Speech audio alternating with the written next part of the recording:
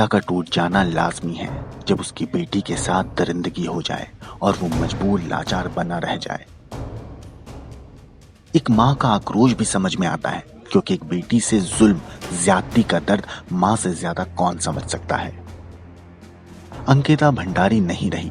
19 साल की लड़की एक रसूखदार बाप के बददिमाग बेटे के जुर्म की शिकार हो गई। उसने अंकिता को मार डाला।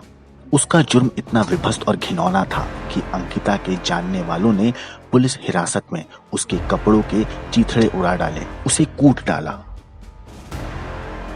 जानना चाहेंगे शख्स लोगों की नफरत और आक्रोश का शिकार क्यों हुआ? ये जानने से पहले इस शख्स को अच्छी तरह से जान लीजिए। इसका नाम पुलकित आर्य है।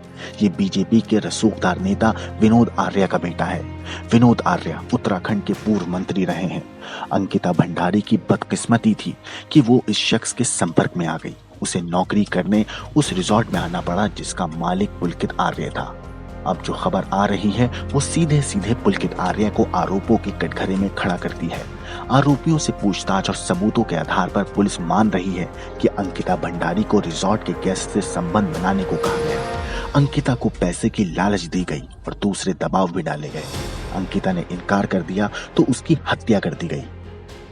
इस पूरे मामले पर उत्तराखंड के डीजीपी ने साफ साफ कहा है कि अंकिता को मजबूर करने के पर्याप्त सबूत हैं।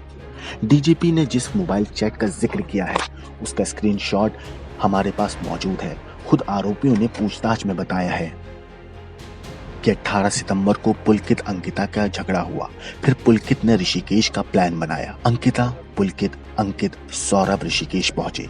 वापसी में बैराज होते हुए ऋषिकेश एम्स के पास पहुंचे। बैराज के पास रुककर तीनों ने शराब पीने लगे। वहां पुलकित अंकिता में झगड़ा होने लगा। पुलकित ने अंकिता पर बदनाम करने का आरोप लगाया। पुलकित ने अंकिता का फोन नहर में फेंक दिया। फिर अंकिता पुलकित में हाथापाई होने लगी। गुस्से में पुलकित ने अंकिता को धक्का दे दिया। धक्के से अंकिता पहाड़ी से नहर में गिर गई। उत्तराखंड पुलिस ने इस मामले की जांच एसआईटी को थमा दी है।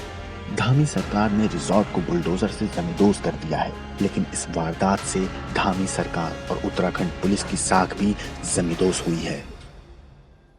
ब्यूरो रिपोर्ट, क्राइम तक।